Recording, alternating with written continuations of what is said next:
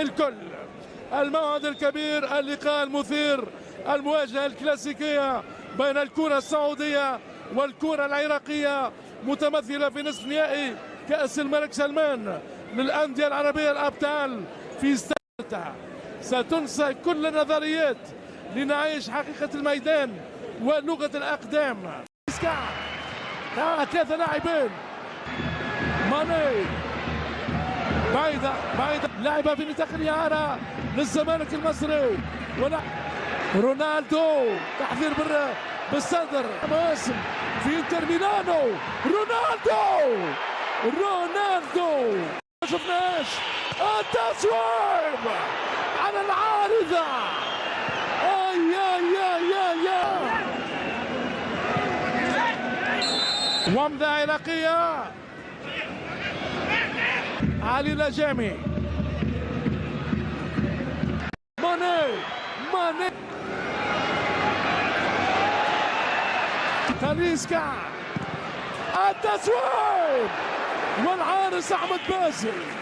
يسارية برازيلية قوية، رونالدو طويلة بالراس كرات، ادريساس ليانج، والقوة البدنية بروزوفيتش يعدي رونالدو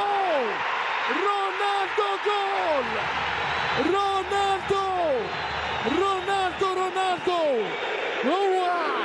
هو رونالدو امبراطور الكرة، رونالدو الأسطورة، خيال كل الخيال، دلال كل الدلال، أكبر قناص يلعب المدافعين، واحتقان جماهيري على الحكم الإماراتي. تاليسكا ورونالدو، غريبة عجيبة غريبة. رونالدو ينهي الشوط الأول بإذاعته لهدف محقق.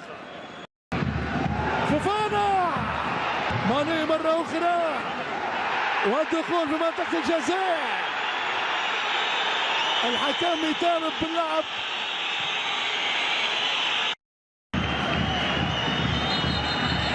عمار الجنوبي والحكم الآن الإماراتي يعلن على ضربة جزاء.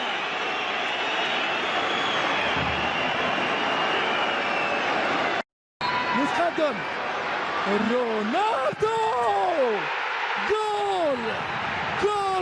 جول كريستيانو رونالدو امبراطور الكرة، هو رونالدو الأسطورة كامل الأوصاف، فتن كل الناس بالقدمين، يضرب بالراس، أكبر قناص، يلعب كل المدافعين وكل الحراس.